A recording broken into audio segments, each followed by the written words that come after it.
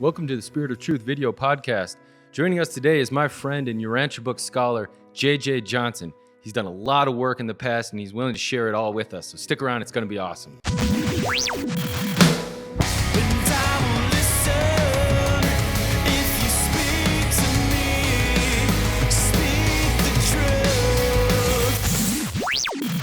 Welcome back. Joining us today is my good friend, J.J. Johnson. J.J., thanks for joining us, man. Welcome. Well, hi, Derek. It's nice to be here. Awesome. Well, I'm really excited about having you here. I know you've been a Urantia Book reader for a while now, and maybe we could just get started with you kind of letting people at home know how you found the book and how you got into the Urantia Book. Well, that's a good place to start. Derek, it really started back for me when I was 5 years old. I was born in Kentucky. I lived on my grandparents' farm for a number of years, and Mama and Papa, I called them. And they had a tabernacle, a church on their land, and a preacher would come by and give a sermon once a week, and they had a Cracker Jack stand out front. But it was fire and brimstone. At 5 years old, it scared the living daylights out of me. Wow, I can imagine. Yeah, and so I remember I was 5 because back in that neck of the woods, they didn't have a kindergarten. They just had first grade. So I hadn't started first grade yet. Ran out of this church, my Mama and Papa's place, went past the Cracker Jack stand and went into this big field, and I spread my legs. I was serious as a heartbeat. What I affirmed to myself at 5 years old is that I cannot believe in God. And really what I meant was, looking back at it, if that's what God's all about, I don't care to have any part of that. Right. So because of that, I went from 5 years old until I was 22 when I had my spiritual experience, my spiritual birthday, spiritual transformation, actually from where you were from in Chicago. So we can relate to that. Yeah. And so during that time, though, from 5 years to 22, I was always curious. I was thirsty for truth, and I had this inner peace and the happiness and the free joy of free will living, and I was wondering why everyone else didn't have it or couldn't have it. But for me, I could not relate it to a spiritual aspect. I couldn't, because I consider myself an agnostic. Well, let's backtrack here. So you were a kid, and you were afraid essentially by denouncing the God of fire and brimstone that you were exposed to, you were potentially risking being struck by lightning or something. That's why you said you spread your legs to have like a good base. Yeah, I spread my legs because I was prepared to get hit by lightning because I was going to make that affirmation. And when the lightning strike didn't happen, of course, I became an agnostic until I was 22. Okay. Because like you said, I was relating it to the fire and brimstone, and I wasn't going to have any part of that. Sure. Okay. So take us to now. You had some sort of, was that an epiphany at 5 years old, or is it just a declaration? It was a declaration, yeah. I would say, looking back on it, Derek, I'm speculating, but I'm wondering that, in that time frame, because as we know from the Urantia Book, the adjusters from the mid-30s, they were saying they arrive around 5 years, 10 months, and 4 days. Right. So that was a time frame. So it would be ironic if my personality the thought adjuster was bestowed because my moral decision was I don't believe in God. Oh, now that's very interesting. And I thought, decision. but from the sincerity standpoint, I was just not allowing God to be accepted with the fire and brimstone. Right. No. Wow. That's cool. That's I never cool. thought of that until recently. I thought, well, that's a possibility. Well, I mean, I know we're going to jump around a lot here on this show, but that does kind of tie into some of the work that you do regarding childhood development with spiritual identification. And I know that you have some theories on some things like that too. I don't know if this is the time for you to want to bring about, but you touched on it about maybe some people at home aren't aware of the Urantia Book and they don't understand what the thought adjuster is, and that it's that indwelling particle of God that bestows personality, or at least guides us towards perfection. Right. Yeah, that's a new phrase, a new term, and a new way of looking at it from your Urantia Book perspective. And so that divine spark, the thought adjuster, they call it, a fragment of God that indwells us, then so they when we refer to it a lot of times as a thought adjuster. Yeah. Right. So then you have been kind of discussing, when does the adjuster come? When does the God fragment come? When does personality come? When are these different spiritual developments for a child, right? So it seems that you've been able to now reflect on your own experience here. Absolutely, yes. As the Urantia Book tells us, the personality is bestowed by the Father before the thought adjuster arrival. And I've given that a lot of thought, and I have my own personal viewpoint of that, and that's something probably for another. In fact, there's a link that we could go to later on that they could study that. Okay, yeah, I'll post it. And arrive at their own insight. Okay. But I've given a lot of references and my point of view on that. So anyway, Derek, I going through from 5 to 22, being contented and happy, but lacking that spiritual void there for me. And I knew I was missing something, but I didn't let that interfere with this peacefulness. And I'd always enjoyed listening to born-again Christians and their stories that they had. Why? I could tell they had fire in their belly. They were sincere. I could see the fruits they bear, and I knew it was real. Okay, but being an agnostic, I needed to have an experience. Right. And I knew that if there was a God, God knew that I was sincere, and sooner or later I would receive some sort of an experience and to prove to me that there was a loving Heavenly Father. But I left it at that. I didn't let that interfere with my peacefulness, but I was always on the lookout and always sincere and searching for truth. And so when I was 22, that's when it happened. Okay. Well, can you walk us through what that happening was? Oh, I'd be happy to.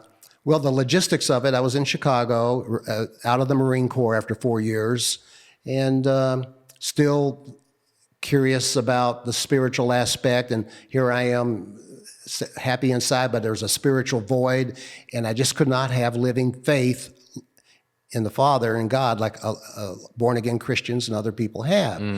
So not knowing this is going to happen to me, I wasn't aware that this was going to happen. And one day, everything illuminated around me. And this spirit, or this presence, that's the one word that I can describe it as. Everything illuminated, this presence manifested itself and communicated to me, and it was very real. I didn't have to scratch my head. Is this coming out of my own mind? Am I making this up? It was so profound.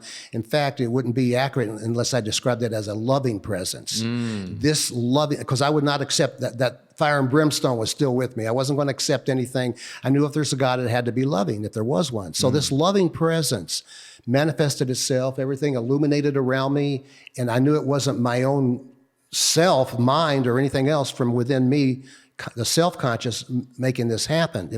I didn't have to question it, and because it was so real. So this loving presence communicated to me that there was a loving Heavenly Father, and it's almost like a contradictory in terms, Derek. It got more loving. I didn't have to say, gee, give me a little more just to make sure. To me, it's hard for me to say that, but it got more loving. It was just so profound and real. And so it communicated to me there was a loving presence, and it was something other than my mind thinking, and that there was a loving Heavenly Father. Okay. And I would say the other significant aspect to that born-again experience, or the spiritual birthday, or the spiritual transformation, whatever way you want to call it, it seemed like the Spirit of Truth I was finally able to access that. Because prior to that, Derek, the born-again Christians or people who had experiences, I'd have to sit like this.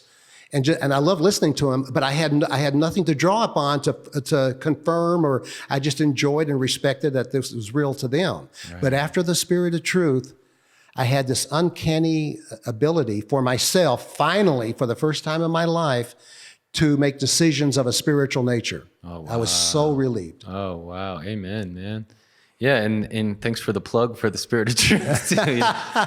But I think, that's part of why this show is the Spirit of Truth, because I think everyone who's been on this show has a shared experience with the Spirit of Truth, and then they bring it forth and manifest it into their own sincere lives. And that's why I invited you on, because you're actualized in the field and doing all this work with your cooperation with the Spirit of Truth and with divinity. So I really appreciate that you shared that story with us. And I'm curious to know, how much longer after you had that spiritual experience did you find the Urantia book? Okay, I was 22 when I had the spiritual experience, and being able to draw upon the Spirit of Truth to make decisions of a spiritual nature. And I be nice to add that the happiness that I had before, the quality and the value and the spiritual aspect of it, there's just no comparison. I was able to tack it on and know that it was coming from God. So I was 22, and then 6 years later, so having access to the Spirit of Truth, Derek, from 22 to 28 is when I found the Urantia book in Hawaii. Okay. And in between the 6-year period, having access to the Spirit of Truth, I was still hanging out with people that they were into Eckankar or Edgar Cayce, whatever, and they'd say, JJ, take a look at this book. And having the Spirit of Truth access for the first time, I said, let me take a look at it. And I'd flip through the pages and I'd go, ooh, gosh, that's not even in harmony with what I know to be true for my own personal spiritual growth, right. Not having access to the epical revelation, to the Urantia book yet. But I was finally able to make decisions for myself regarding those spiritual things. Yeah. And so I was so thankful for that gift. And so, but I was still thirsty. All I was drawing upon was my personal revelation, not an epical revelation like the Urantia book. Mm-hmm. But I was open to anything with someone. If it had fire and rebellion, they were on fire, I wanted to take a look at it. But I could never find any source written up until I was in Hawaii and the Urantia book was brought to my attention that I could wholeheartedly accept. I could see the truths in all the religions that was available, but I could also see things that was just not in harmony with what I knew to be true for me. What was it in the Urantia book that you accepted so readily? This is another interesting aspect. I was in Kwajalein, the Marshall Islands, Trust Territories. After the Marine Corps, I'm a gypsy at heart. Love to be overseas. Yeah, tell us that you were a Marine in Vietnam, right? Right. There, yeah, I was. In fact, out of the 4 years, over half of that time, over 2 years of it was in the Nam. And came back with 2 arms and 2 legs. Was very thankful. Thank God. But anyway, that was behind me. It was a nice experience. But it's not something I want to relive. Okay. So when I left Kwaj, and I hung around with when you're on Kwajalein, you're either hung out with the gals that drank or the potheads. Right. And I had more in common with the dope smokers than I did with the alcoholics. Or they weren't alcoholics, they were drinkers. And but they were always, had interesting topics, creative, and they were always, talking about spiritual things. So when I left Kwaj and I was in Hawaii and I was 28, it's 6 years after my spiritual experience. Again, I was looking at whatever things people would bring to my attention they thought was worthwhile. Right. I couldn't find any that I could accept wholeheartedly, just the truths throughout any of them. And so when I'm on, this is an interesting aspect of it, Derek.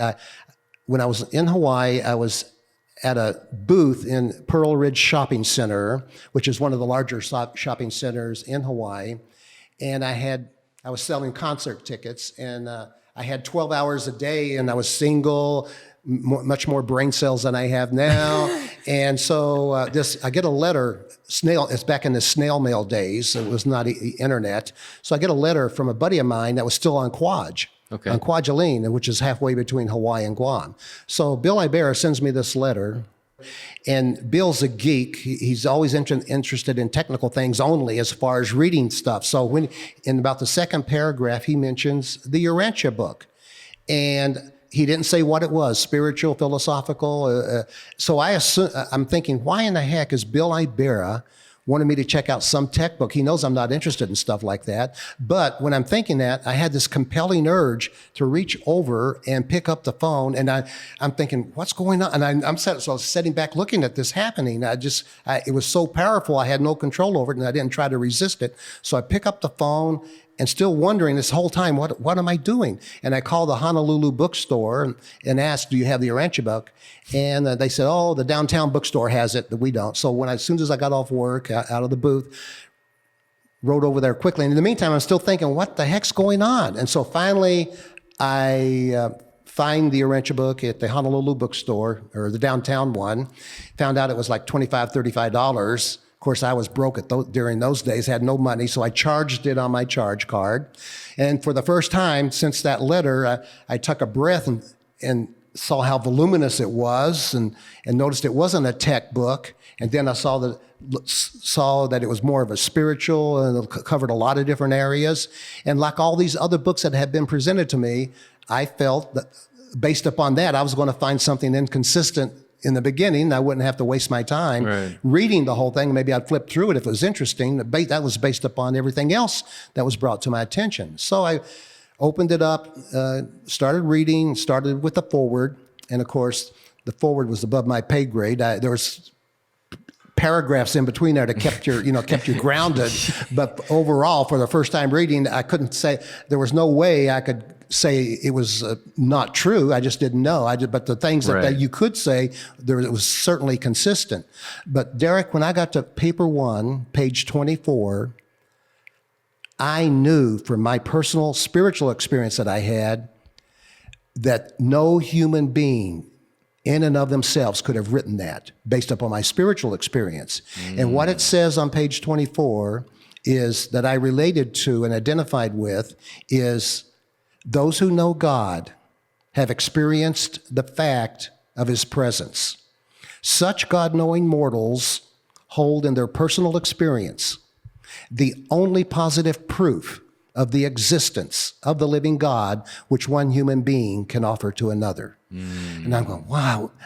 For the first time, finally, when people say, well, JJ, what do you believe in? I could point to that and say, this is what I identify with. This is what I experience. Prior to that, I could only share the illumination and the presence, that loving presence that manifested itself. But that's just the logistics, and everyone's got to have their own personal experience.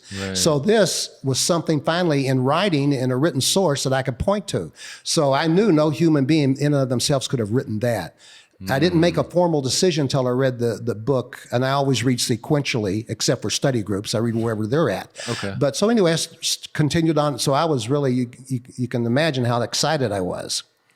So I read through it. I had a lot of time to read, and so I went through it in a month and a half the first time. Wow, that's fast. But because I was single then, the boys weren't around yet. They didn't have the young kids running around, and so it was an opportunity time for me to just absorb all of that. So I read it a few times the first year, and around my third reading of the first year, I finally slowed down. Or I'll back up and say, when I finally got to the first time to the end of the part 4, the life and teachings of Jesus in the Urantia book, I knew it was, I didn't know, but there was no reason for me to doubt that it was going to be loving and consistent and an epical revelation that it purports to be. So I made my formal decision after reading the whole thing, although I had pretty much, I did accepted it prior to that, but formally I waited till I read the whole book.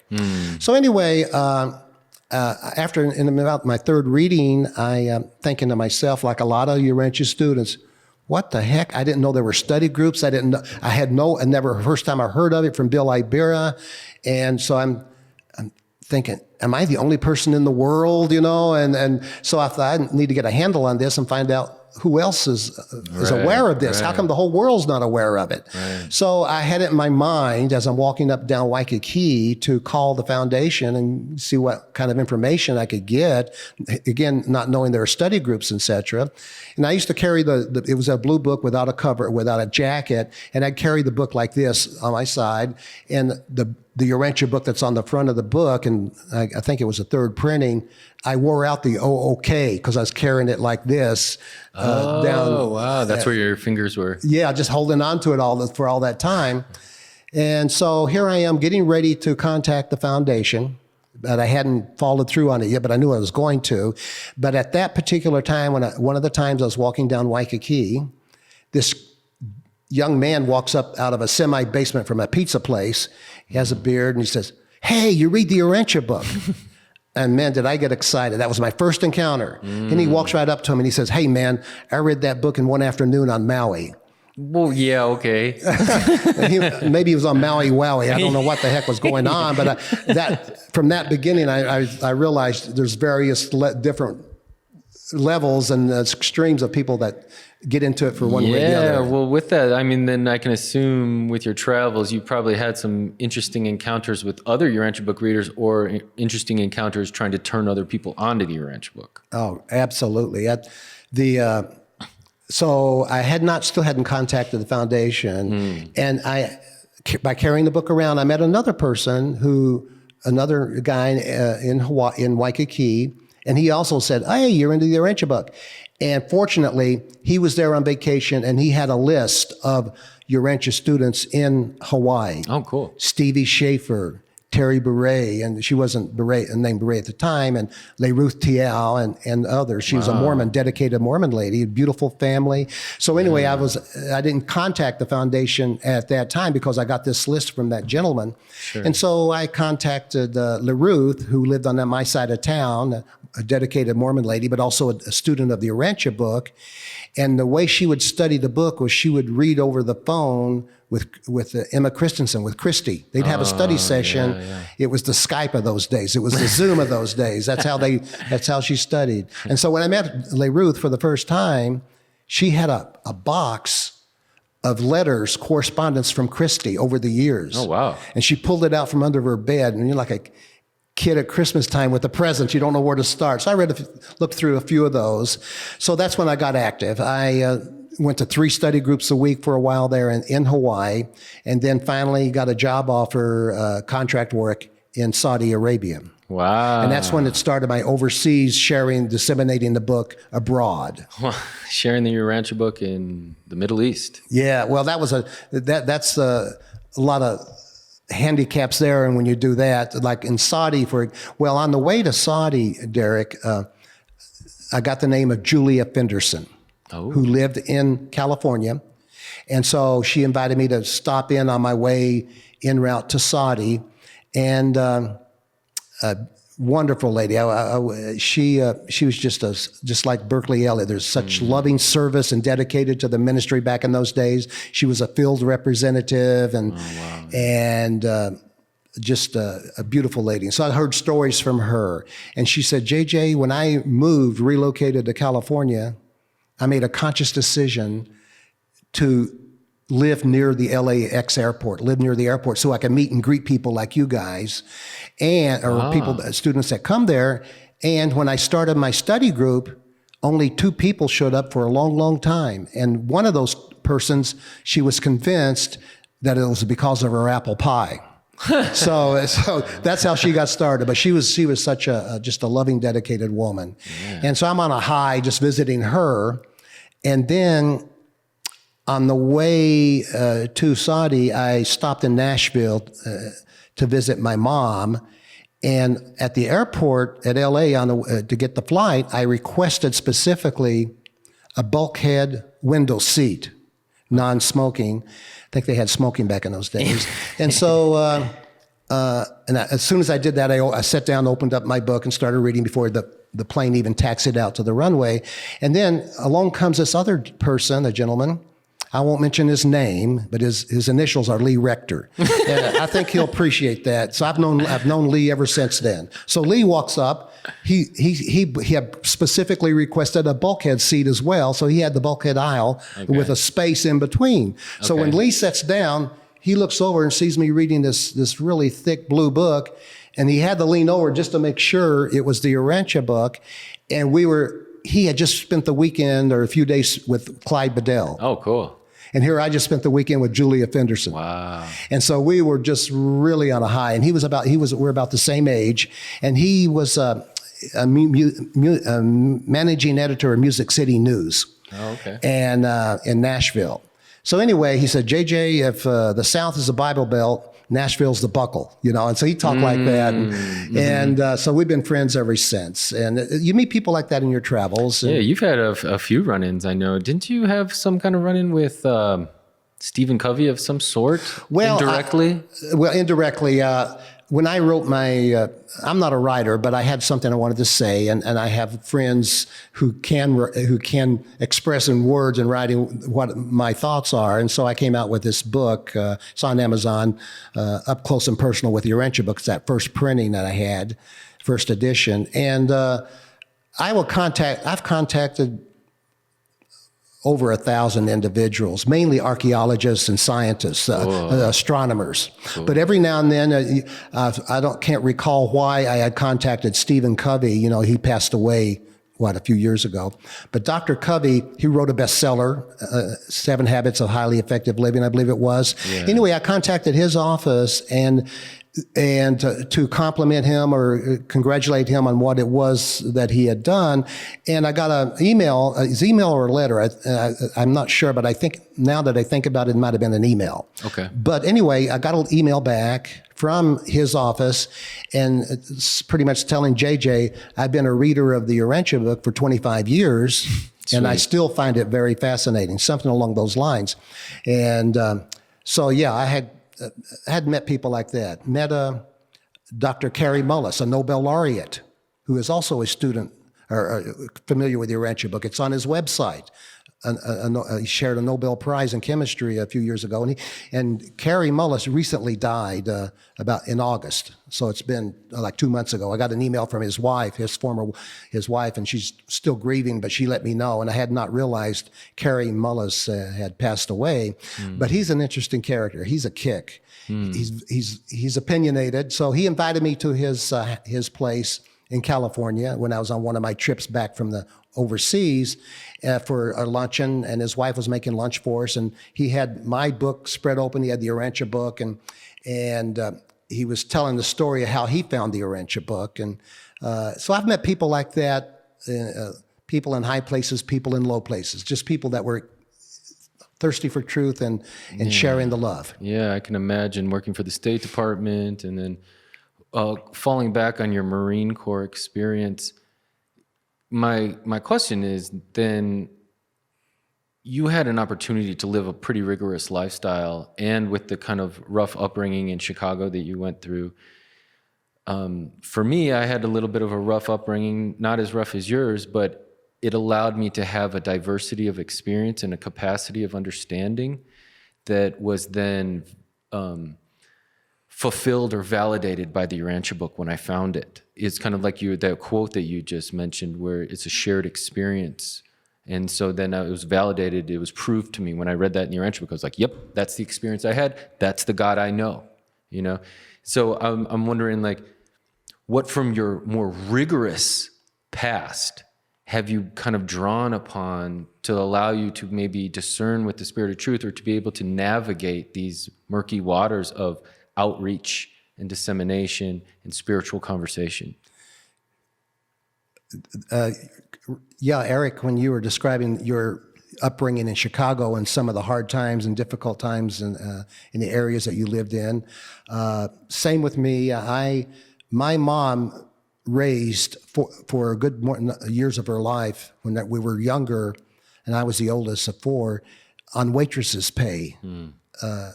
She worked the night shift, and she raised us as a waitress at night. And she was a waitress at the Clark Diversity Cafeteria. Oh, cool. It's not there. I don't know how many years ago what establishment or vendor that is there now. But in the 50s, it was the Clark and Diversity Cafeteria, right down the street, right on the corner from 533. Yeah, if I remember now, it's a Walgreens. Oh, the Walgreens. Yeah. They're stepping up in the world.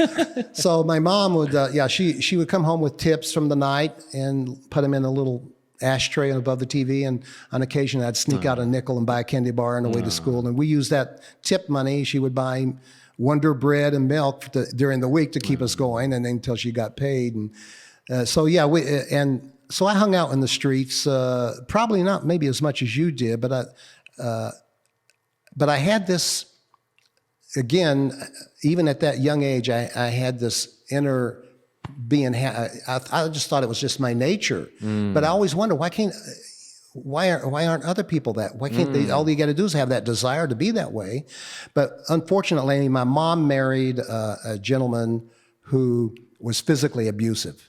He would kick you, knock you down, kick you, take a fork. I mean, really bad news. And I think she was really scared to report it, thinking he may throw us out the window or something. But finally she got up enough nerve and they took him away. But it was, I never had any judgment towards him. It was just one of those, I had no feelings because of just confused kind of deal. Yeah. But so when you go through those kinds of experiences, you have that additional experiences to go on to have patience and forbearance and love for others. Yeah. So then you were able to bring that experience into your first digestion of the Urantia book, kind of? Oh, sure.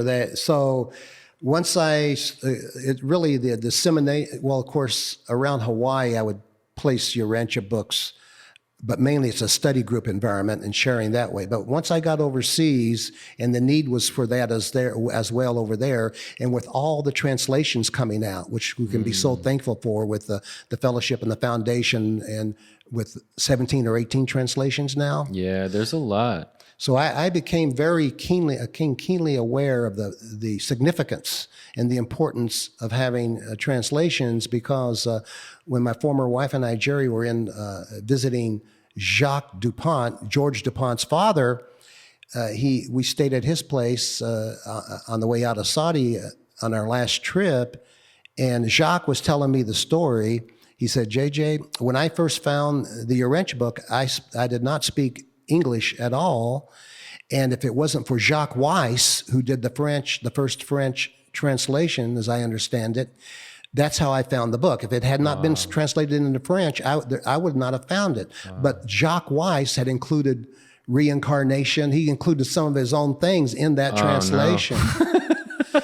But the nice thing is, it got people like Jacques Dupont discovered it, learned English, and they cleaned it. It's a work in progress with these translations. So they cleaned it up. Yeah. But it was because of that. And it's the same like J.J. Benitez, you know? Right. He's made millions off of that, but people in South American places are finding the Urantia book. It's a portal almost. Yeah, there you go. It's a portal. And of course, during those times, it was a copyright violation, but the foundation apparently never pursued him. And really, J.J. Benitez would say, "I drink deep from the well of the Urantia book." He was open about it. I mean, he just plagiarized the Lucifer Rebellion and called it the Lucifer Manifesto. But the main thing is, a lot of people said, where did he get this from? And so, as you know, the South America is on fire with the Urantia Revelation. Yeah. Well, let's go back a little bit, because we're in the time when we have the privilege of that we can disseminate freely. But I know that you experienced a time where it wasn't the case, where there was a little bit of hostility between those like you who wanted to share the book freely for everyone as intended, and those who felt that this needed to go slow and be more conservative on it, and they didn't want anyone sharing it, right? That's a very good point. There was a time period, and thankfully we're out of that. And this, I can preface this by saying this has no bearing whatsoever to do with the current trustees and the current foundation. This was prior to that. Right. And the foundation trustees were in the litigious mode. And to me, being an evangelist and sharing the Urantia book, I thought, heck, I can stay below their radar. I'm not going to do anything, because there's so much I want to do that I don't have to get their permission. And so I felt I was pretty safe. But there were other people that really had projects that were worthwhile. It wasn't profit. And I supported that in the sense that, say, if you're from the heart and you can share that, to me, that was okay to do. It should be a good thing to do. But the foundation, of course, was suing a lot of people. And because of my being active as I am, I got enjoined in Kristen Mahara's lawsuit. Wow. So it was Kristen and I initially. Well, so a lot of people are... Can you say what that lawsuit was? Yeah, that was when I was in Phoenix, and I had a cartage company, a local delivery, intrastate cartage company, and I go to Tucson where Kristen lived. And she was making these folio views and making them available for free to at conferences and places. And I knew that she wasn't making any money, and I knew it was from the heart and all that energy and all, just like you're doing with your podcast. She was really into it. She and her and Kristen and Eric Shavelin. And so they were so active. And so the Cubs had been sued. It's another group that was in California. And so then when Kristen was sued, I was also involved initially in that lawsuit, because there was an anonymous witness, supposedly, that told the foundation that I was involved in it. Wow. And I'm thinking, they just made a mistake. We'll be able to clear that up real quick because I wasn't, and we'll find out who this anonymous witness is who never showed up. Wow. And the judge said, yeah, I know all about anonymous witnesses. And so I was taken off the lawsuit within a few weeks, but it cost me several $1,000s. And it must just be to do that. stressful. Oh man, my Jerry and I would lay in bed and pray and say, do we have to sell our house? Because the foundation, they were serious that, they would spend the funds to do that. Yeah. And I just couldn't believe it. And so anyway, eventually Harry McMullen was able to prevail in a lawsuit that got us into the public domain. Right. And during that time, Derek, I was on my way driving to Washington, D.C., inside the Beltway to be processed in with the U.S. State Department for Overseas Foreign Service. Okay. So I'm driving. I remember it distinctly. I'm on the outskirts of the Beltway of Oklahoma City where the lawsuit was happening. Right. It was drizzling rain, and I allowed myself an extra day. And I thought, maybe I'll pull in here and go to the court and hear some of the proceedings. But if I had been a woman and had more women's intuition, I would have probably done it, but I didn't follow my gut, so I didn't do it. So I found out later that they were looking for me. That I think they had wanted to maybe put me on the stand because there was a lot I could have said and wanted to say. And what I can say from being sued from that perspective, if I'd have been asked to go on a stand, I would have pretty much said this: there's no human being, there's no group of human beings, there's no foundation, corporation, or any other temporal entity of any kind that has authority over the truths revealed in the Urantia Book. The Urantia Book derives its authority from the fruits of its acceptance in the hearts of those individuals who choose to accept these truths. That's what I really wanted to say, but I never got around. This is the first time I've had a chance to say that. It's like maybe someone breaking up in love and they hear all these country western love songs, oh, broken heart, oh, achy, breaky, or whatever, and they think it's all related, they can identify with every single song. Yeah. So anyway, that's what I realized, that's the experience insight I gained from having been sued and knowing that's how I viewed it from that perspective, that the truths in the Urantia Book derives its authority from the fruits of its acceptance. Yeah, so that must have put a little damper on evangelism and other things like that for a little while. So you eventually got back to it, though, right? Once the lawsuit, once it was in public domain, then I was, during that time, during the lawsuit, before it became public domain from Harry McMullen's lawsuit, prior to that, you still had to be careful. In fact, I was at a conference and I saw, is it Andre, who the blind individual, student of the book? And he's walking around with a smile on his face. He's bumping into tables and chairs and didn't seem to bother him. And I'm thinking, well, why don't we have a Urantia Book in Braille? And to my knowledge, we didn't have one. So I'm not good at languages, but I thought if I have to, I feel like I could learn Braille. So I went back to Phoenix and started checking around and got quotes from $2,000 to almost $20,000, such a huge difference of organizations that would print the Urantia Book into Braille. Wow. And I found out from the LA Braille Institute that they were allowed to print one copy without breaking a copyright. You're allowed to print one copy in Braille of a book without getting permission. Cool. So because I had asked them, I said, look, there's a lawsuits going on. And they said, we don't really, they did write them and ask for, they did write them just out of respect, and their foundation, to my knowledge, never got back with them. So they went ahead and printed a Braille copy anyway, because they knew they were allowed to do that. And their board of directors on their letterheads is just PhDs here and there and all these distinguished people. So they were very well established. Anyway, that Braille copy was like 40 some volumes. And it was like a little over $2,000. And Dick Johnson and I, we solicited, we said, whoever wants to donate up to $25. We wouldn't let anyone give more than $25. We'd raise enough for people to participate making a Braille copy. And so Dick and I kind of cheated and put in 50 each, but everybody else, we only let them put in 20, 25. And so I asked Andrew, I said, Andrew, Andrew said to me, JJ, what can I do for you because of having this made into Braille? And I said, well, Andrew, I'll tell you what. The only thing I ask is when you get the Braille copy, if you'll read it to me over the phone. Aw. And so he got his first volume out of, I think it's 40 some volumes, and calls me up and he started reading articulately, word for word. I mean, it was just, and I'm thinking to myself, man, if I was blind, I could lay at night with the lights out and just read the book, hey, cool. And, but anyway, that was happening during the lawsuit. So I got out of it because I didn't want to cause any more friction. So Dick Johnson finished that up for me. Okay. And so anyway, that was another thing I did during the lawsuit days. But once Harry McMullen prevailed, then like Harry even said that now we have no excuse. There is no excuse. That's why we have the podcast today and everything that's going on, the progress that we're making. But back in those days, you had to think with this cloud above your head, am I going to get sued? Wow, that's scary. Yeah, it was scary.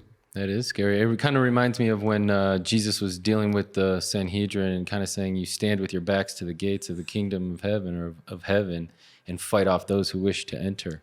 It's like this constant struggle that we have between the duality nature of the material kingdom and the spiritual family, that the material kingdom tends to have this effect of the feelings of scarcity for individuals, that there's not enough, that you need more.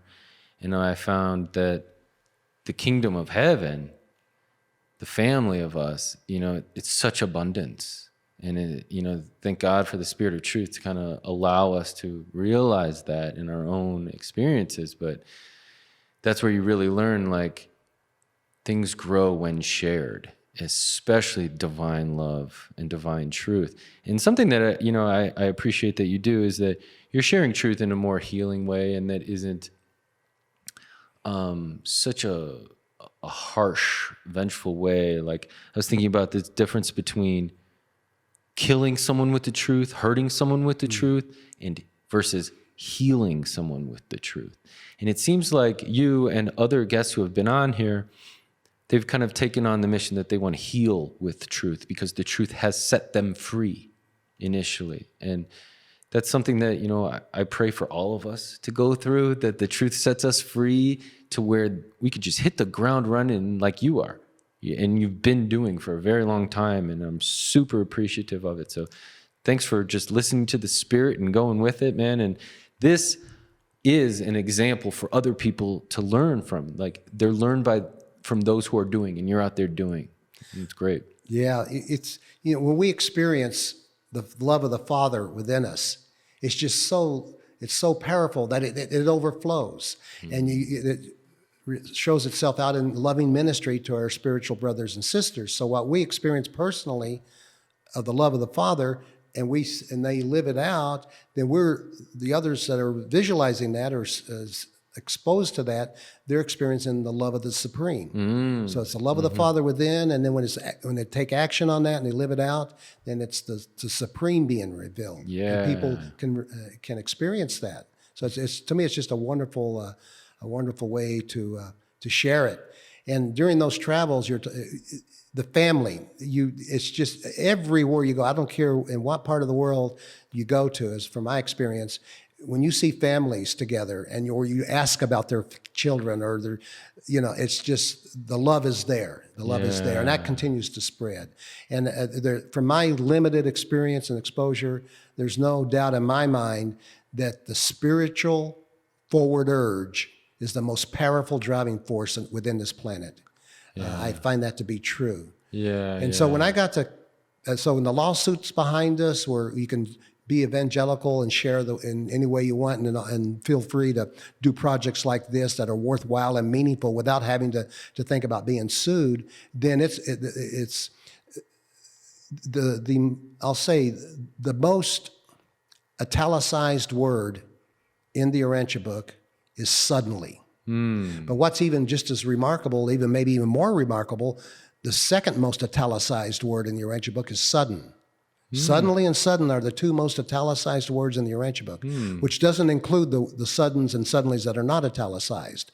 So this progress that we're making now in the 21st century, with the internet and with the lawsuits behind us, it's just wonderful to see it unfolding. So that's why to me, we have to count the cost. There are those that are already serving, have made a commitment, and they're dedicated to sharing the Father's love. And if they're into the Urantia Book, disseminate it and making it available in whatever way they have talents for. But those who may not have made that commitment and they haven't had the call to action, Maybe on the fence a little bit. on the fence, yeah. or they want to do something, but they just haven't found something to attach themselves to or start, and they feel they just haven't found that yet. A lot of people like that out there, bro. And that's the ones I want to try to reach. I think that there needs to be count the cost, and I liken it to eggs and bacon at the breakfast table. The chicken is involved, the pig is committed. You want to be involved? Do you want to be committed?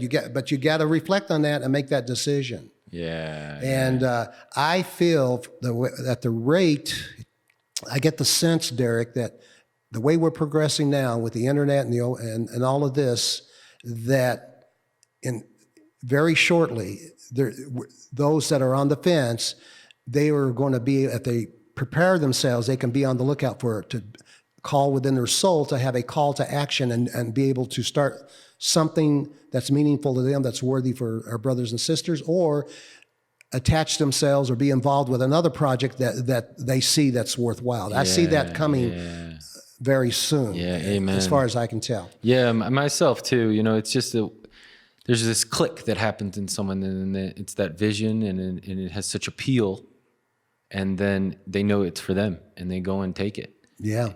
You had this one. This was something that you felt very strongly about. Oh, yeah. I had visions about this one a while ago. Actually, my vision was this angle. So everyone knows this is the angle I saw in my vision. And then you just kind of flesh it out from there, and then started 1 camera, 2 cameras, 3 cameras. It's beautiful. And work it out. I've had, people that I've spoke with, not Urantia Book students, but they found out I was in the military, and you get a number of thoughtful people who say, thank you for your service.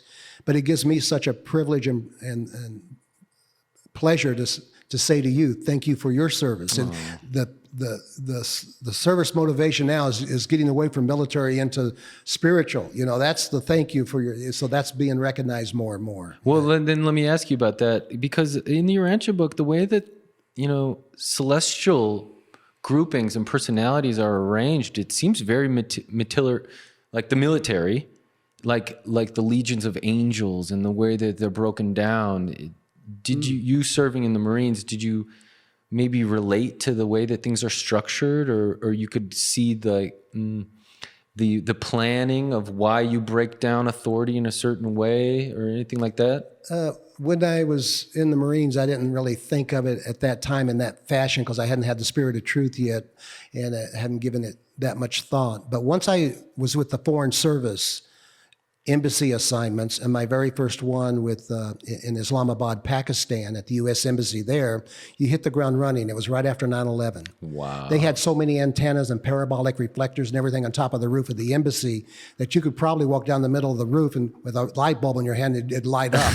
I mean, and bunkers on each corner, and it was right after 9/11, and so my 2 years there, Derek, that's when I came out with my first printing edition of Up Close and Personal with the Urantia Book, because I had the free time.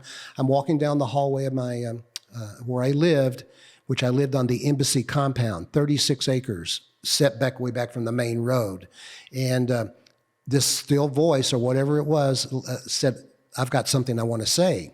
And of course, like I said, I'm not a writer. I've never written a book, but I know people that I respect their those talents, and they were willing to help me out and to express what I wanted to get across. And so anyway, after 2 years, not quite 2 years, I was ready. Normally, you rotate every 2 years to a new assignment, to a new embassy, a new post. Okay. And so I'm winding down my assignment in Islamabad, and I only had about 10 days or so left, and the front office calls. That means the ambassador's office. They call it the front office. So I pick up the phone. I'm by myself because I'm closing up the secure section of where I work at, right, doing the closing procedures. And so the phone rings. They say, "Oh, this is the front office, and we need to see you." And I go, "Okay, what did I do?" And so I'm walking down it's a rectangular shaped building, the embassy was, and I walked down our high side, the classified side was on one end of the embassy at the top floor, and way down at the other end was the ambassador's office, the front office. So I'm walking down thinking, okay, what's going on here? It's closing time, and they want to see me. So I walk in, and they let me know that Secretary of State Colin Powell wanted to talk to President Pervez Musharraf this evening on a secure phone. Can you do it? If the ambassador says, "Can you do it?" at their office, the only thing I could think of, yeah, I can do it. I'm not going to say no. Right. So I'll go back and figure it out. And I'm like, you're sort of like some of the things you do, Derek. You just do it. So I'll go back. But I did remember and recall that we did have a dedicated secure type phone that could go secure for that purpose. We had never done it before because prior to that, another agency used to do it, and we got stuck doing it.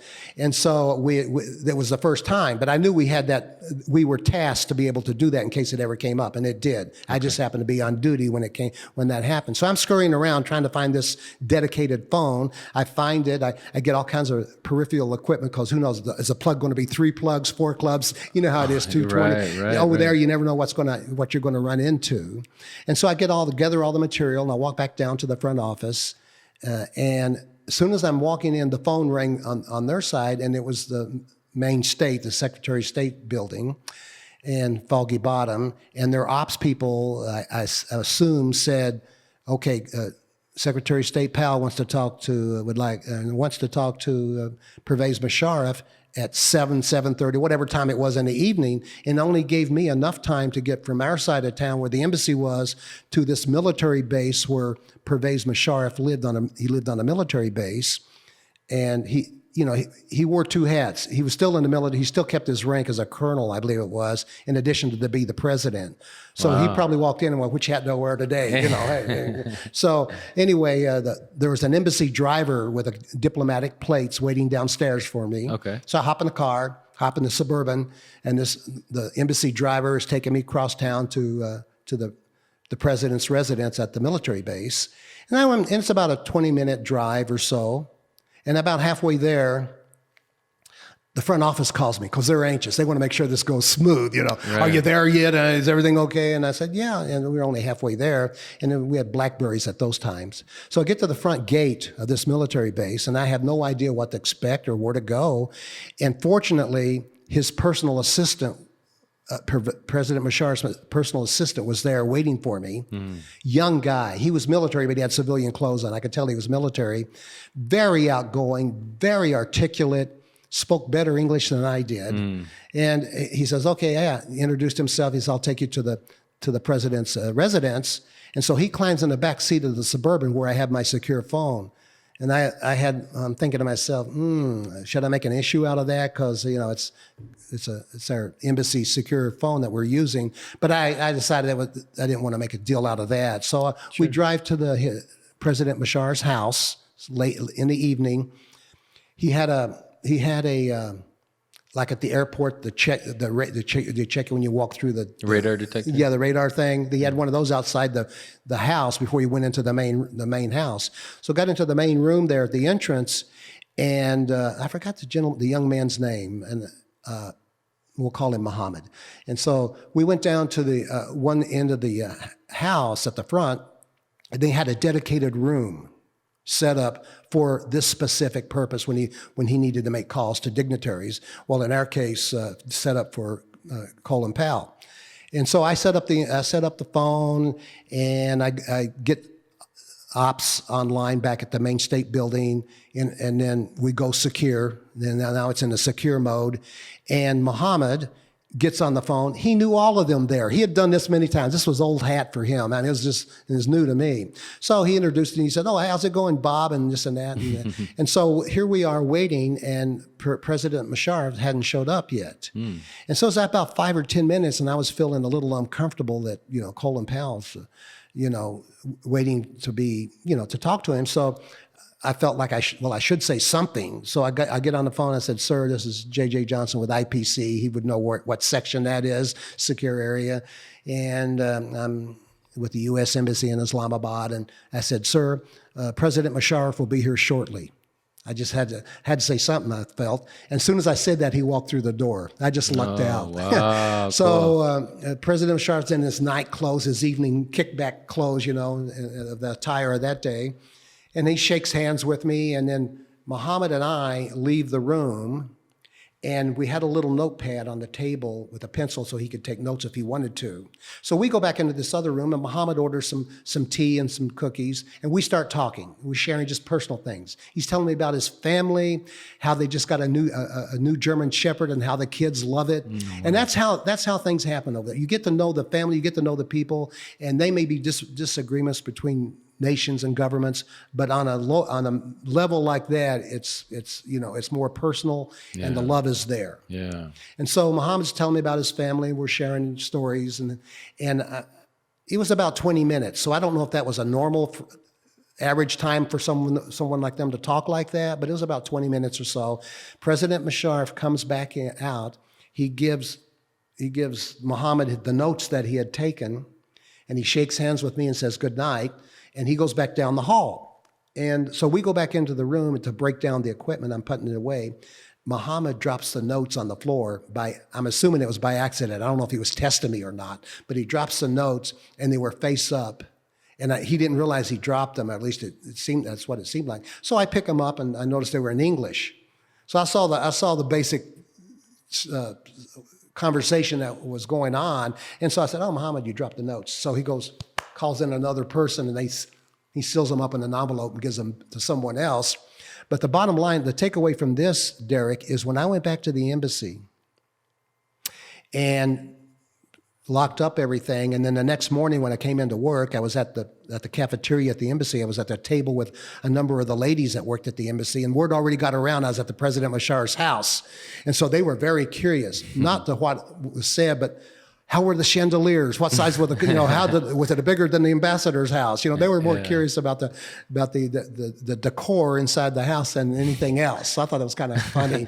I said, no, the ambassador's residence is much larger than President Musharraf's. He has a modest place inside a military base.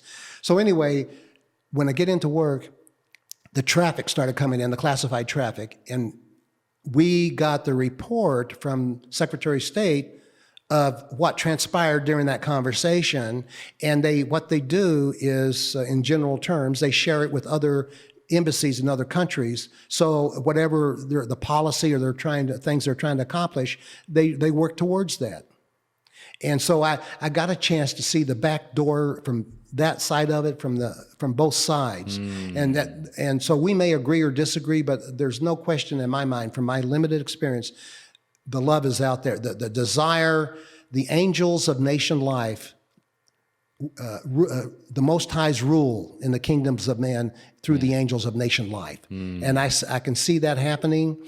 And so even though the news that we see is certainly it's messed up. Certainly it's messed up, but but the progress is being made.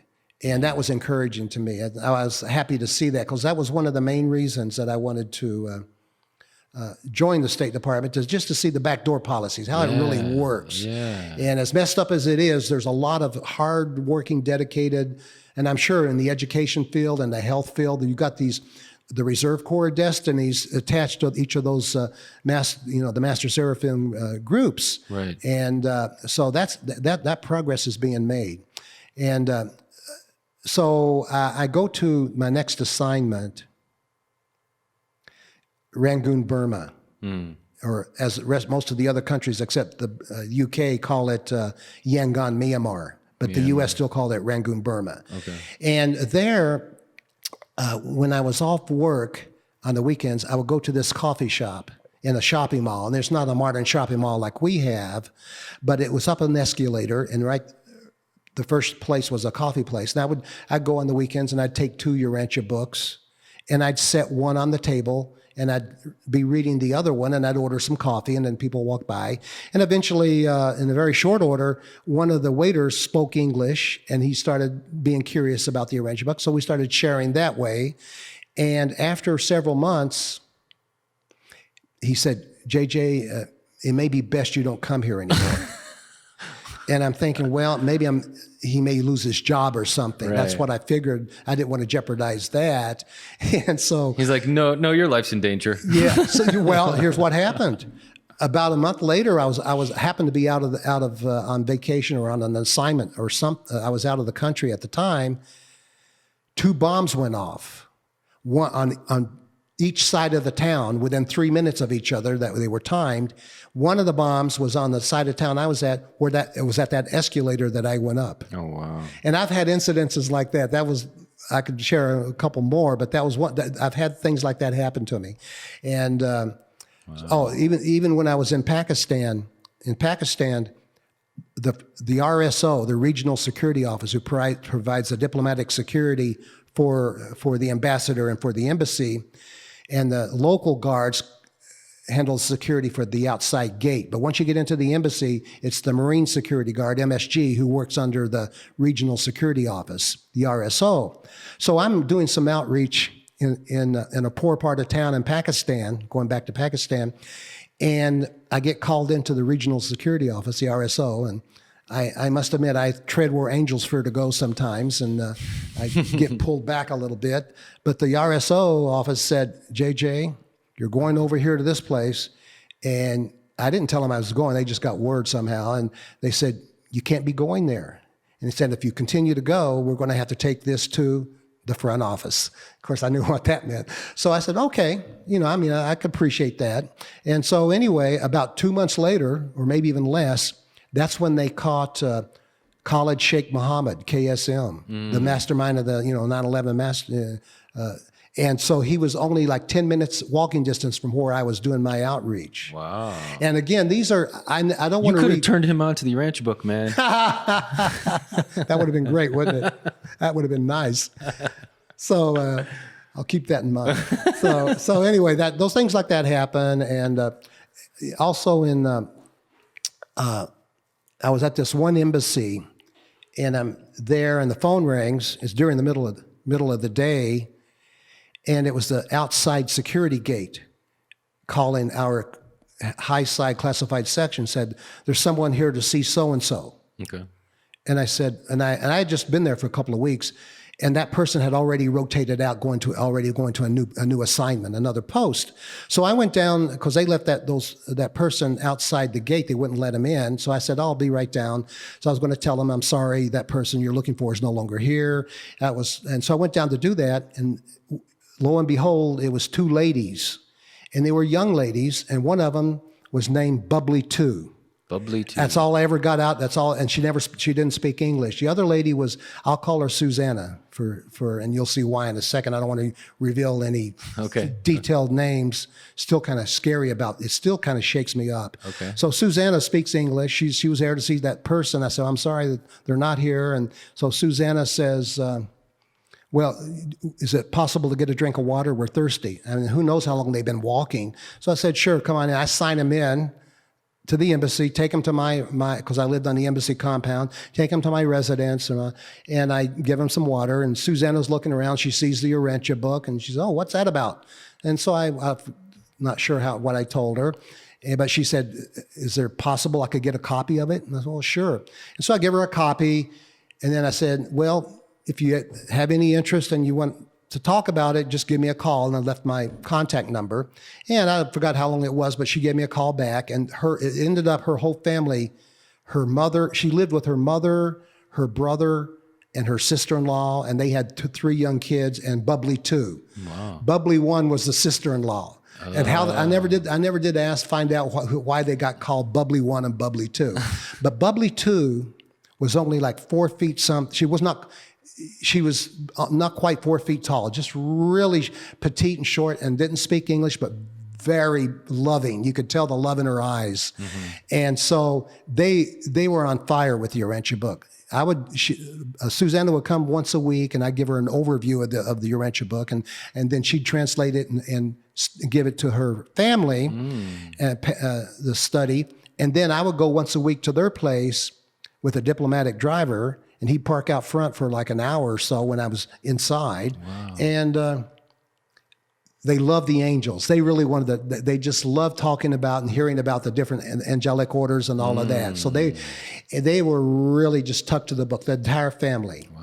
And so during the day, while I was at work, Susanna and Bubbly too will go around to all their friends and at their age, and they, within a very short period, they had like around 18 friends that were interested in the Urantia book.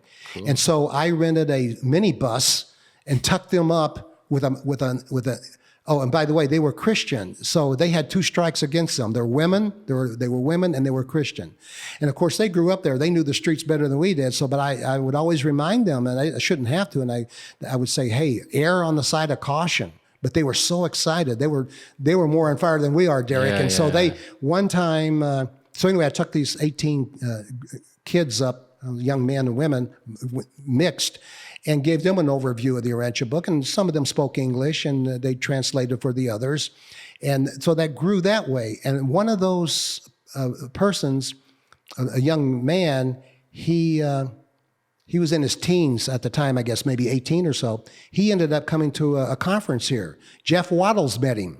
I never kept in touch with him. So Jeff Waddles met him, and he said, hey, JJ, this guy is, that's how he found the Urantia book, through Susanna introducing it and us talking about it. So I think he's still in the States here. Wow. So what happened, the upshot of that whole thing was Susanna decided she wanted to put an advertisement in the paper, in a big newspaper, that hit up, that made it to the 3 other or so large cities in Pakistan. She was just so excited.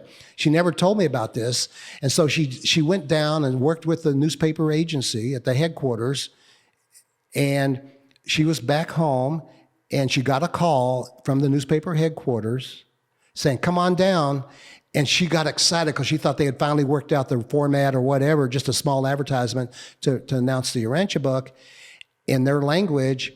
And so in her excitement, she forgot to bring the Urantia book because she carried it around like I did. And she made a point to tell me, JJ, I don't do this because you do it. I just do it because that's what I like to do as well. Anyway, she got so excited she didn't take the Urantia book that time, which was a good thing. Here's what happened. Okay.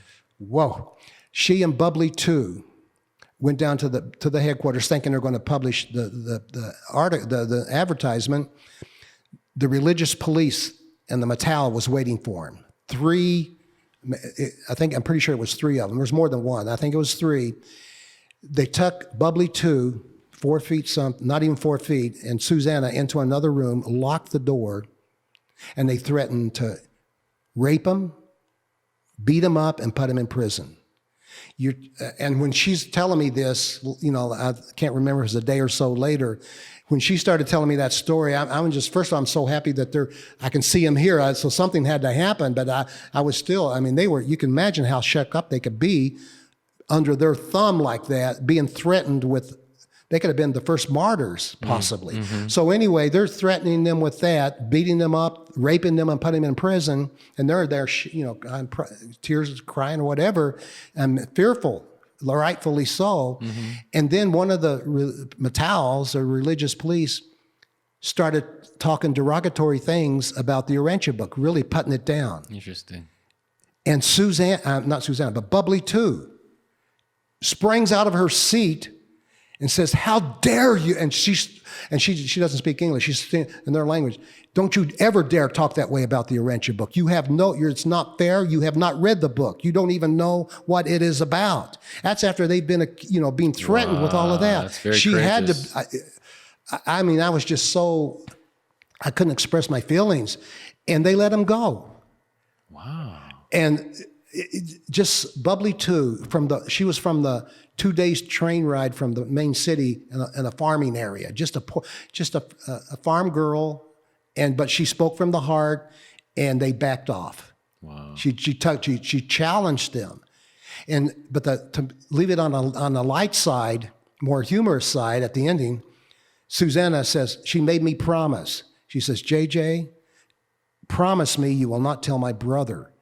if you tell him, he'll never let us go out again. Oh yeah, Yeah. So totally. they were more concerned about that now that they can't go out anymore. Wow. So he says, just please don't tell my brother, because they always traveled in twos. Good. And so she says, just promise you won't tell my brother, because he won't let us go out and share anymore. But anyway, that was a profound, shows how here we are having access to, compared to that, relatively. You're making me feel very spoiled with that story. Oh, it's too easy for us.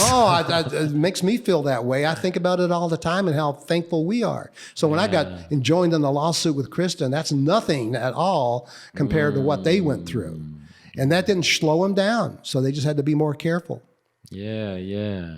Wow. So I continued to share Urantia books. I went to two large embassies, the U.S. Embassy in Moscow and the U.S. Embassy in Beijing, which is where I retired out of.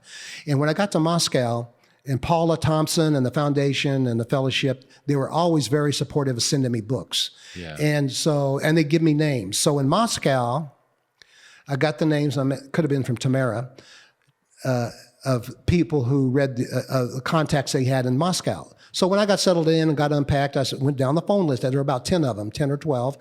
And I'd started from the top, and I started calling them up. And as soon as I'd say, "Hi, I'm JJ. I'm here, just arrived with the U.S. Embassy," click, they'd hang up on me. And I went down the list. I'm going, what the heck? I'm striking out here big time. So I got down, and I think it was the very last one. I think what it was, they didn't speak English. I'm pretty sure that's what it was. And it kind of, and so every single one did not say it. They just hung up. Yeah. And so when I got to the last one, or next to I think it was the last one, Alexei Popovov, I called him Alex. Alexei Popovov spoke fluent English. He had lived in the States. He learned English because of the Urantia book. Oh, wow. And a keen student of the book. And we got to be longtime friends, and we studied the book every weekend. He'd pull up in his Mercedes, and we'd walk about 15 minutes to a breakfast place. And I'd set my Urantia book on the side. He'd set his iPad on the side. He was more sophisticated than I was. And we'd pick a topic, and we'd just go back and forth. And if we disagreed, we'd crack open the book and make our case the next week or that day. So it was just the best experience I ever had overseas like that. But Alex, he had a study group, but it was Russians that did not, I think for the most part, speak English. He spoke English. I don't think they did. They were retired engineers, lawyers, professional people, and they were cleaning up the Russian translation. Okay. Now, he may be wrong or right. I don't know. You'd have to talk to Leela and those, but they were dedicated to that. I mean, they were very strict about going through the book, and they've done that. Cool. So there wasn't. So that was a wonderful experience there. Beijing. Mo Siegel had called me up. He was at a board meeting with the trustees, and I get a phone call on my BlackBerry, and it was Mo. He says, "Hey JJ, are there any?" I think he was asking about translators for the Chinese translation, and so I wasn't sure what I could do, if anything. So I went to the U.S. I went back to the embassy, and we had at the large embassies they have official translators, hired on who are professional translators for the ambassador and for embassy things. And so I went into the translator's office and sort of ran it by him, and he wasn't too keen at all getting involved in stuff, doing translations like that. Sure. And I met a group there in Beijing, about 4 people who were very active in a lot of spiritual things. They're into just setting up conferences and just open to different spiritual avenues and different topics. And they found out about the Urantia book, so they wanted 4 if they could get them. So I gave them 4 because they wanted to send one of those to Taiwan, who was someone over in Taiwan was very active. Wow. And I never associated with them other than providing the books that they wanted. But those were exciting times, and I just loved doing it. And for 2 years, I was with Condoleezza Rice. I was on the Secretary of State's mobilization team, a communications team. And we go out in advance, set up comm in the hotel. We called it the Trip Hotel, wherever she was staying. Right. 2 or 3 days in advance, set up a secure phone in her suite, and set up other things that needed to. So when they got there, when the wheels were down, she had access to back to her office, and just like she was in her own office and with her support staff. Cool. So when I was on the Sec State team, support team, when I had my time off, I would go around to whatever 20 countries I went to with her, and place books in universities and libraries, and and a lot of sometimes though I did not have the energy because it's quite demanding. And so I'd make friends with the concierge at the hotel, and within a day I'd say, "Hey, see if you got someone on a motorcycle, or give me suggestions, a couple of places where I could place this book that I like to do, and I'll pay them for the motor, for the gas, and give them a few dollars." And so if I had to, I'd do that. Cool. Yeah. So Wow. anyway, I had ways of doing it, and it was just, to me, it was just loving service. Well, I really appreciate that, and you're being creative in any way that you could be. So when did that kind of develop into your own kind of publications or writings and stuff like that? I was in the sign. Have you ever heard of the word seconded? After Condoleezza Rice, after my 2 years on that mobile communications. Oh, I'll tell a quick story. There's so many stories. When Condi, I'll call her Condi here, but I'm not going to call her Condi to her face. It was Madam Secretary. President Bush used to call her Condi, so that's why it just comes off the lips so easier. So Condi was back in the States. She had her downtime, so she's visiting her Aunt G. That's what they gave us a briefing on. She likes to be called Aunt G. It was during Christmas. And her security personnel that's always with her, they try to give her some space. They back off when she's got her downtime, but they still want to make sure she's provided adequate security. So she's visiting Aunt G, which her parents are not alive. So Aunt G was her favorite aunt. Lived in Atlanta, Georgia, I believe it was, right outside of Atlanta. And so I'm driving with a government vehicle to set up a secure phone in her Aunt G's house, because she has to have contact back to him in case the president wants to talk to her. She needs to make contact. So I'm going, and myself and another person during Christmas time, we're driving to Atlanta from D.C., and I, of course, had a Urantia book in the back seat of this government vehicle. So I go up and we're there a day or so, a couple of days before Condi, or Secretary of State Rice, arrives. So I would go up to Aunt G's house, had all the information, rang the doorbell, and introduced myself. "Hi, I'm JJ." And what a loving lady. I could see the striking resemblance from Secretary of State Rice. She got a lot of that looks from her aunt, Wow. who was slim and trim and just really sharp. And I walk in there, and I guess her husband had died a few years ago before that. And the house was decorated in Christmas decorations and cookies coming out of the oven. And I said, "Oh man, you got a really nice setup here. It's beautiful for Christmas." And I said, "Did you do this decorations all by yourself?" And she said, "I sure did." And she says, "Do you like hugs?" I said, "I love hugs." So we gave each other a hug. I said, "Oh, by the way, it's Christmas time, downtime. Have you ever heard of the Urantia Book?" And she said, "Well, what's it about?" And so I said, "Well, I got one in the back seat of the car." And I said, "It's Part 4, there's the life and teachings of Jesus in there. Our ascension covers a lot of territory, and it's something with the Christmas holidays.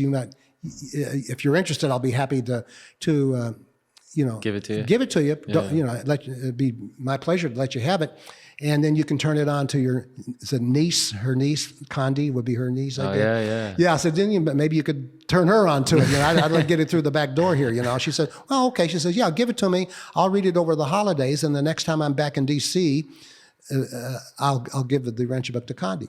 Wow. So anyway, so I never heard back. And so who knows? But there's a number of ambassadors that know about this book because I've told them about it. Oh, that's so cool. And the ambassador for China actually was John Huntsman. He ran for the president. He had a Republican platform with Mitt Romney. They're both from Utah. They're both Mormons. Right. John Huntsman dropped out of high school to form a rock band. Of course, he went on to get his honorable PhDs and everything else. Very sharp photographic memory. You could see he's presidential. He had the looks. And so he left Beijing early as ambassador to come back and run on the Republican platform. And so I'm in the Ambassador John Huntsman's office, and he's leaving within like a month or so, about a month or two before I left. And so we're talking, And normally you just say, hello, ambassador. You don't spend time chatting, you're in and out normally. But he said, well, JJ, what are you going to do when you go back, when you retire?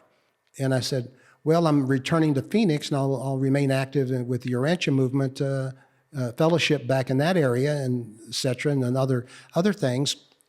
And so he said, and I said, I'm working on some Urantia-related projects. And he says, well, what is it? And he's got this curiosity about everything. And I said, well, there's one project that I was involved in, I no longer am, and it had to do with anti-gravity. And we have 4 patents on anti-gravity. Cool. And the only reason I got involved in it was that anti-gravity is mentioned 19 times in the Urantia book. In one place it says, anti-gravity can nullify gravity through the exercise of equal force presence. And we have that at the patent office. We have that language. Cool. So as my idea, if we ever have a demonstrable prototype, we have the paper trail to date it back to show that this came from the Urantia book kind of deal. Cool. So anyway, hopefully that project will continue on and come to fruition. I just not involved in it. But anyway, he was very curious about stuff like that. And I'm not a tech guy and to be able to discuss those kind of things. All I could tell him was, it generates angular momentum and it achieves rotational inertia. And so we had 4 patents on this that we qualified. Our patent attorney chose to call it apparatus and method for gyroscopic propulsion. He didn't want to call it anti-gravity and scare the patent office off, So we met the requirements for those things. But anyway, he's curious. So about after 15 minutes, his secretary walks in and said, Mr. Ambassador, the ambassador of Pakistan is outside waiting for your scheduled meeting with him. And he waves her off. And so he's talking for another 5 minutes or so. I'm the one that's feeling bad. And so she comes in again after about 20 minutes late, 20 minutes, and she says, sir, the ambassador of Pakistan is still waiting. And he waves her off again, 2 times. Wow. So the 3rd time she comes in, she says, sir, the Pakistani ambassador is still out there. And he tells her, he says, tell him he's being held up by anti-gravity. That's how quick-wit he is. These politicians, And I thought that was funny as hell. And so about a month later, he's given a town hall talk, or in the main auditorium of the big embassy at Beijing, to the classified and unclassified people, and to the local Foreign Service nationals that work there. He's saying a goodbye thing. Right. So I get his attention. I said, Ambassador, do you still remember the name of that book? And he goes, the Urantia Book? And so they remember. So the seeds are being planted. So as more and more of the information gets out, like you're doing with the podcast, and like David Cantor is doing with his full featured film, and all these other videos that are getting a lot of attention, the progress is there. It's really amazing. And just so you guys know, David's film is tentatively called "Who Say You That I Am." Who Say You That I Am? Yeah. I'm clinical optimistic about that one. That's on my radar. I feel that has the potential to catapult Christianity, evolutionary Christianity, the Pauline Christianity of the life and teachings about Jesus, into the 21st century to be compatible with the life and teachings of Jesus in part 4. If anyone can do it, it would be David Cantor, being the producer and director of that project. And I think if he's on schedule, I don't know a lot about it, but I think he's on schedule for the most part. And if that remains on schedule, he may have this out by the end of next year, if not sooner. It just depends. It's a huge project. For one man to take on, that's a huge project. Oh, man. It sure is. And you look at Mo's new book out with the untold story of Jesus. Mm-hmm. All of this combination is just, it's coming together. And you got stuff too. Well, I'm really excited about what they're doing. And I would leave you with, Derek, I feel that those who have not counted the cost yet, are they going to be the chicken or the pig? They're going to be involved or committed. That they should reflect. And to me, my contribution with my book was the wake up call. Yeah. And I had to write 300 pages just to talk about the evangelistic message that I wanted to make available to those who would strike a chord with. Sure. And so what came to my mind, Derek, was On page 1866, we all familiar with John the Baptist, and it says, and I'll restate it. It said, "Sooner or later, another and greater John the Baptist is due to arise, Right. proclaiming the kingdom of God is at hand, and doing all of this without in any way referring either to the visible church on earth or to the anticipated second coming of Christ." Right. So what I wanted to do is take that passage and put it in 21st century language and have it apply to what's happening now in their situation. Cool. Modern phraseology. Modern phraseology, and be applicable to what's going on in our times. Because as far as I can see, and from my personal viewpoint, we're getting very close to some really good things. And so what I say now, and my wake-up call basically is, I've restated that, and you'll notice when I stated, I didn't talk about the second coming of Christ, and I didn't talk about the church, didn't talk about John the Baptist, or I just stated it this way. The time is at hand to draw attention to our strife-torn planet, that the will of our Heavenly Father must become dominant and transcendent in our hearts. And then, as transformed and spirit-led faith sons and daughters of God, let us join hands in spiritual unity and go forth and transform the world. Based upon our personal spiritual experiences and guided by the truths revealed in the Urantia Book, as cosmic conscious citizens, we have the opportunity, the potential, and the capacity to spiritually uplift our planet and make a mighty contribution to the establishment of worldwide peace under law. So that was my restatement. And so if anyone that listens to your broadcast, if they want to go back and get page 1866 and reflect on that, and then draw up on their own soul response, if they found those passage and that message, heartfelt message that I gave as being spiritually fragrant, it draws on the heartstrings, and then apply it to their own personal insight, and then count the cost. Do you want to be committed, or do you want to just be involved? If you want to be involved, like the guy that liked the apple pie with Julia Fenderson, Right. Okay, fine. Then you can support those that are committed. And if we don't make a contribution, then the Supreme has to wait until someone else comes along to make that contribution. But it won't be theirs, it'll be someone else's. I agree. So that's sort of my viewpoint currently with what's going on. Thank you for sharing that. I appreciate that, especially the way that you phrased it. I would like to get my hands on that somehow. I'll be happy to share it. Thank you. And if I don't know how you work if you provide a link, or I will. Feel free to put my contact in there. I'll be happy to share it with anyone. And like you, I enjoy meeting new people, and that's what the fellowship and the conferences is all about. Absolutely. Yeah. Friends, personalities growing and becoming something exponentially greater than what they started with. Yes, and for this call to action, I'm speaking to the choir when there's people like Paula, you, and all the others that have dedicated their life, and with a passion, they're serving, ministering to the love to their brothers and sisters, and getting the book out there. I mean, they're. It's like your previous guest said, you must do something as well as be something, and that's the beginning of the Supreme Papers. You got to take action, and so my hope is that if this is spiritually fragrant, and that they can prepare themselves for a call to action, whether it's David Cantor's upcoming full-length featured film, which I'm personally excited about, or anything else, or their own project. Be prepared, and from what I said, that's what I think they can take advantage of. Yeah, I really appreciated talking about when you mentioned the angelic staff that helps. The Reserve Corps is tied in with the Reserve Corps, and these people who are led to uplift the planet, uplift the quality of thinking, change the world. And I really appreciate when that service venture is founded in practical nature, and that it's drawing from their God-given abilities and developed skills in a practical service-based nature.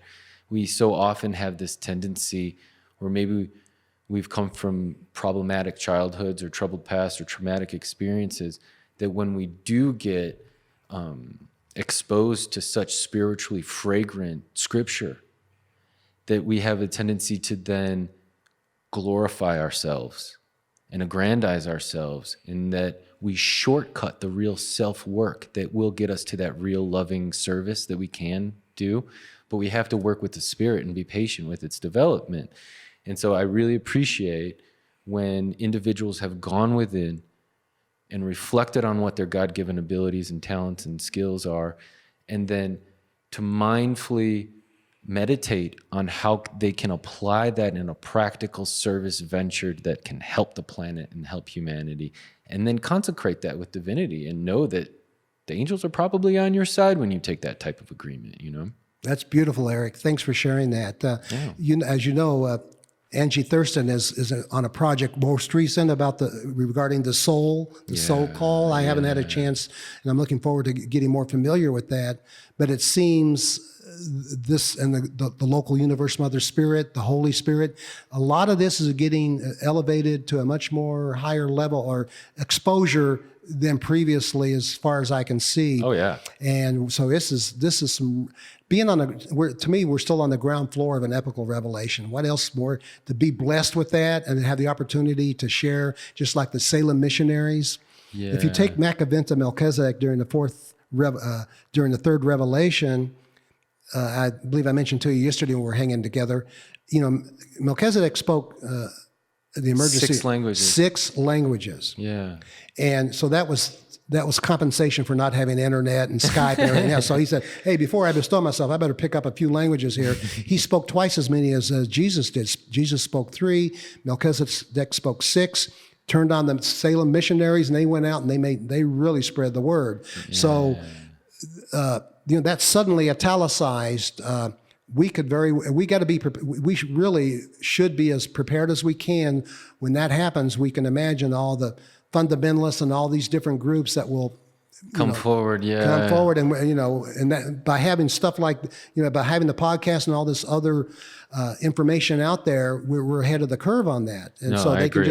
I agree. It's like, even with, not to be defensive or anything, but sometimes they say, like in football, the best offense is a good defense or something like that. Yeah. The notion of just being able to honestly and sincerely tell your story.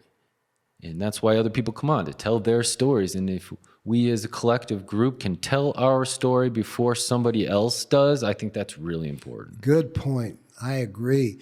You mentioned Stephen Covey earlier. Well, there was a Professor Mark McMiniman who wrote a book published by Columbia University Press called The Garden of Ediacara. And he devoted about 10 pages or so to the Urantia Book.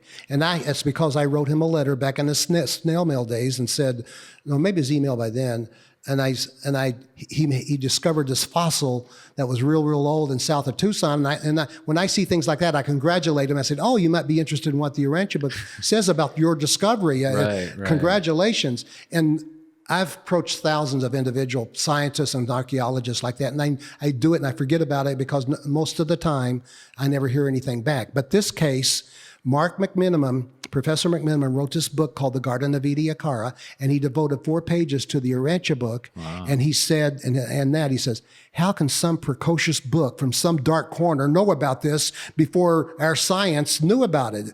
And he acknowledged that this was pre-science, and it was spot on, the pre-Cambrian supercontinent, and the continental drift and things like that. And so I didn't know he wrote the book. He mentions my name. He says, J.J. Johnson turned me onto this book, and cool. He invited me to come to the flag conference, and I wish the fellowship people all the best, but I can't be a proselyte.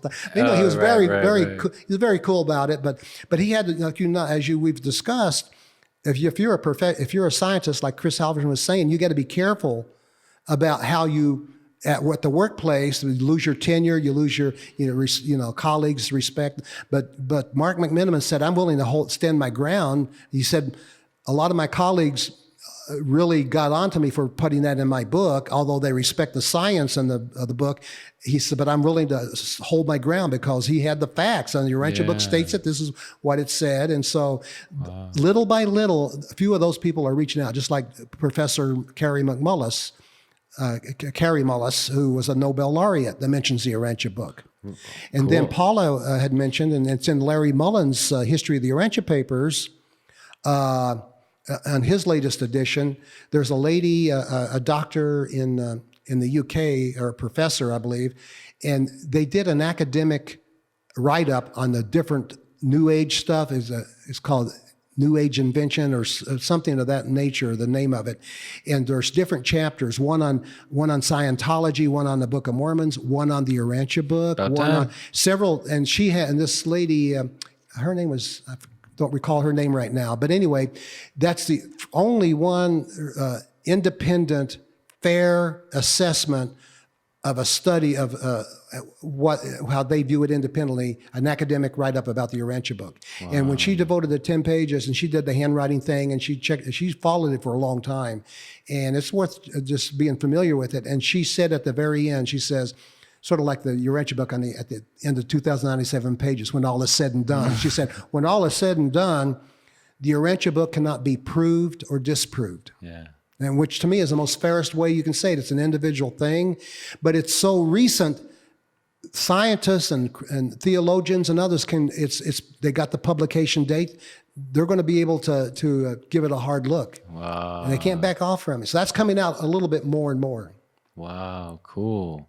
Well, thank you for sharing that with us. Now, I know you brought something else to share with us, right? I'd like to share one thing with your viewers, if I may. Please. We got plenty of room. Oh, I'm not good at wrapping things. Christmas comes early. Yeah, Christmas is early here, and hopefully your viewers can see it. But this is something, I'll tell just a brief history on it after they look at it.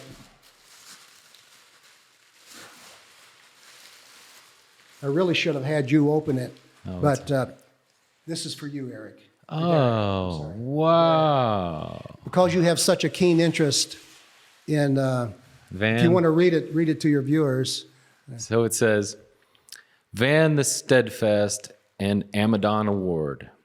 In recognition of over 7 years of loving service to the Urantia Fellowship of Readers, the Urantia Book, Derek Samaras, 2019. Thank you, brother. Oh, my pleasure. I enjoy giving those, so presenting those much. to people that deserve it. And what really, and just a real quick story on that. When I was visiting Christy at 533 for the first time, I'm walking down the hallway with her, and she's giving me a windshield tour of the place, and on the wall was it was called the Van Award, not Van the Steadfast and Amadon like I had, but it was called the Van Award to Marianne Rowley. And I'm thinking, oh, what a wonderful tribute, what a wonderful recognition. Yeah. And so when after a few years, when our society in Phoenix was formed, I made up, before I headed to Saudi or to the Foreign Service, I made up a big plaque and I presented it to the first one was to Dick and Peggy Johnson. They were a member of the society for 7 years. The 7-year thing, the circuit was, I got the references 7 on years the back. of tribulation. Yeah, so that was sort of in honor of that. And so then I gave Dick and Peggy the list of 6 more people. And I tried to do it by age and other things, but they had to meet the minimum requirements because eventually Sue Smith passed away recently. And so fortunately, I was able to give them out and they're still around. And so we've gone through that list, but I just wanted to honor you for your service and really on behalf of the whole Urantia community that share like that, and your keen interest for Van and Amadon and for the Andites and the... Thank you, bro. I really appreciate it. It means a lot to me. Thank you for being here. Thank you for having me today. Yeah. And I just want to thank you guys for joining us. It's just been an awesome experience sharing with JJ and sharing with you guys. Please don't hesitate to share, subscribe, like, donate, turn your friends on. This is an easier way to turn your friends on in the Urantia Book than just shoving a 2,000-page book in their face. So thanks again. Stay tuned. We'll have lots of more awesome guests, and we really appreciate it. Thank you again, JJ. God bless you, and please come back anytime. Thank you. Bless you too, brother. All right.